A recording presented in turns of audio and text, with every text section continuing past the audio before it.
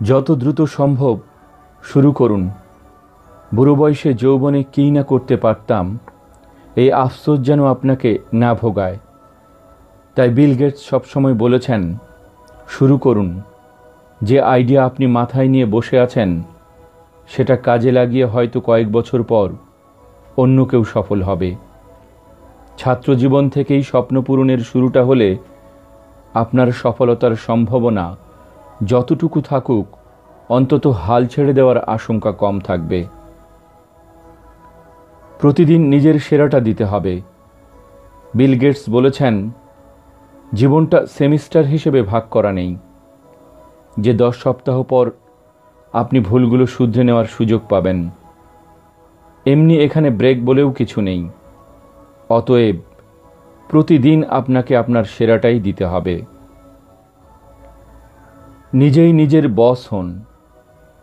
আপনি নিজেই যদি নিজের স্বপ্ন পূরণের কাজে না নামেন, অন্য কেউ তার স্বপ্ন পূরণে আপনাকে নিয়োগ করবে। তার চেয়ে বরং এই শ্রম নিজের স্বপ্ন পূরণের পেছনে খরচ করুন। না বলা শিখুন। আপনি যতই প্রতিভাবান হোক না কেন, দিনে 24 ঘন্টার বেশি সময় আপনি পাচ্ছেন না। এই 24 ঘন্টা কে কীভাবে ব্যবহার করে, সেটাই সফল ও অসফল মানুষের মধ্যে পার্থক্য গড়ে দেয়। হার্ভার্ড ইউনিভার্সিটিতে এক বক্তব্যে একবার বিল গেটস বলেছিলেন, জীবনের সেরা উপদেশ আমি পেয়েছি আমার বন্ধু ওয়ারেন বাফেটের কাছ থেকে। সে বলেছিল, তোমাকে না বলতে জানতে হবে। বিল গেটস মনে করেন, কখনো কখনো না বলতে পারা আপনাকে লক্ষ্যে অবিচল থাকতে সাহায্য করবে।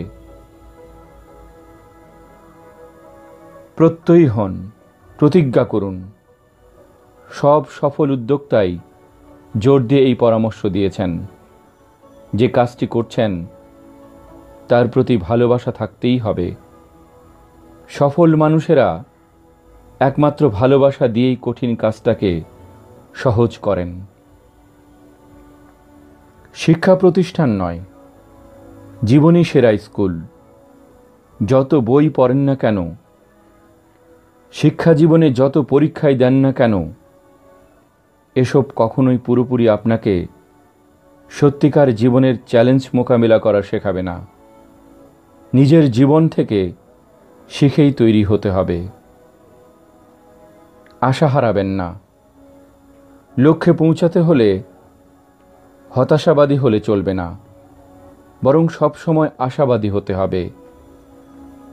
2013 সালে স্ট্যানফোর্ড বিশ্ববিদ্যালয়ের শিক্ষার্থীদের বিল গেটস বলেছিলেন, আশাবাদ অনেক সময় মিথ্যে আশায় পরিণত হয়, কিন্তু মনে রাখতে হবে, মিথ্যে হতাশা বলেও কিছু আছে। সমালোচনাকে স্বাগত জানান। বিল গেটস তার business at the speed of thought বইতে সমালোচনার প্রয়োজনীয়তা সম্পর্কে বলেছেন। তিনি বিশ্বাস করেন, অভিযোগ আর অসন্তুষ্টি আপনাকে আরও ভালো করার সুযোগ করে দেয়। তিনি লিখেছেন, আপনার সবচেয়ে অসন্তুষ্ট কাস্টমাররাই আপনার শেখার সবচেয়ে বড় উৎস। সাফল্যের হিসাব করুন।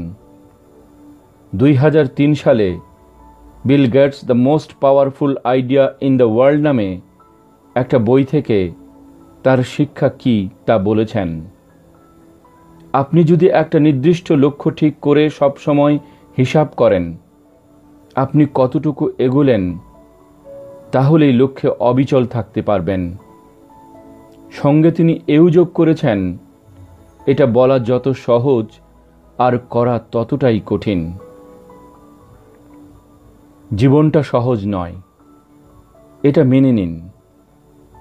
আপনি যতই কঠোর পরিশ্রম করেন না কেন, এমন একটা সময় নিশ্চয়ই আসবে যখন সব কিছু আপনার মন মতো হবে না,